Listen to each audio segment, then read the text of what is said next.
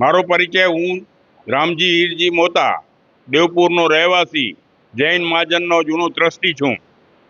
દેવપુર ગામે મહાજન સંચાલિત નિરણ કેન્દ્ર 12 માસ ચાલુ રહે છે અને સારી એવી રકમ અમે ગાયોને નિરણ આપવામાં મહાજન શ્રી ખર્ચી નાખે છે.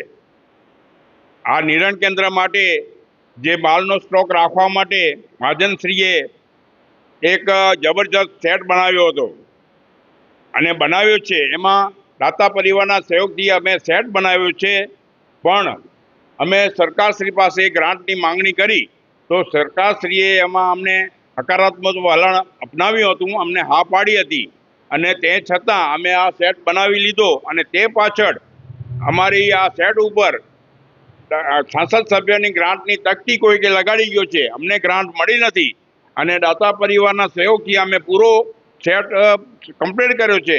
હવે દાતા જે આપેલ પૈસા એ લોકો નારાજ થાય છે કે આ પૈસા અમે આપ્યા છે અને આ તકતી કેમ લાગી ગઈ છે. તો સરકારશ્રી એની તપાસ કરે અને આ ગ્રાન્ટમાં મળેલ ગ્રાન્ટ કોણ લઈ ગયો અને ક્યાં ચબાવી ગઈ. તો ગાયોના પૈસા ગોધા લઈ ગયા એની ખાસ સરકારશ્રીને અમે અપીલ કરીએ છીએ કે આ એની પર તપાસ થવી જોઈએ.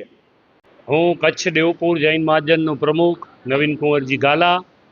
હું લગભગ અમારા વડીલો ગૌચર માટે લગભગ 50 વર્ષથી લડી રહ્યા છે.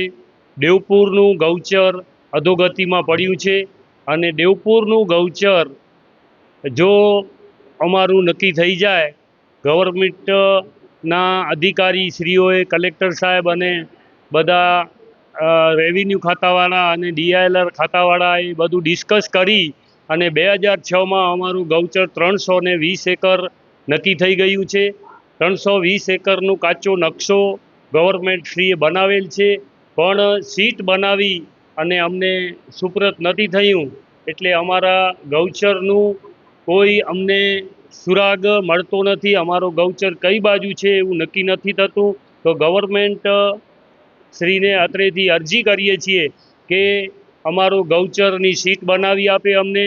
2006થી અમે દોડીએ છીએ, હમણાં નકશો બન્યો ત્યારથી. એમ તો 50 વર્ષથી આ ગૌચર પાછળ અમારો જૈન ધર્મના અધિકારીઓ દોડી રહ્યા છે, ગામવાસીઓ બી મહેનત કરી રહ્યા છે અને આ ગૌચર નક્કી થાય તો એના ઉપર અમે કે ગવર્મેન્ટ સાથે મળી અને બાઉન્ડ્રી કરી શકીએ અને ગૌચર બચે તો ગાયો માટે નિરણ કેન્દ્રમાં જે અમે નિરણ નાખીએ છીએ તો થોડી બચત થાય. નિરણ વરસાદ ઓછો વધુ થાય તો આ જંગલ હશે તો ગાયો બચશે અને ગાયો બચશે તો દેશ વધશે. એવું છે તો અમારો ગૌચર નક્કી થાય એવી ગવર્મેન્ટને અમે અત્રેથી અપીલ કરીએ છીએ.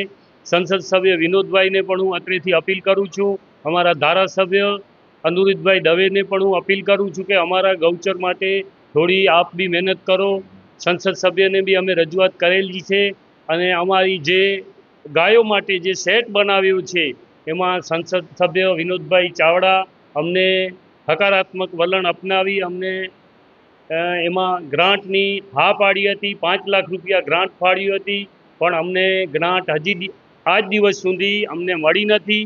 અમે દાતા પરિવારના સહયોગથી આ સેટ બનાવ્યો છે અને આ સેટમાં આજે પણ અમે ચારો રાખીએ છીએ. ફૂલ ગોદામ અમારું ભરેલું છે અને વરસાદથી ખરાબ ન થાય એ માટે દાતા પરિવારોના સહયોગથી અમે ખૂબ સુંદર સરસ સેટ બનાવ્યો છે.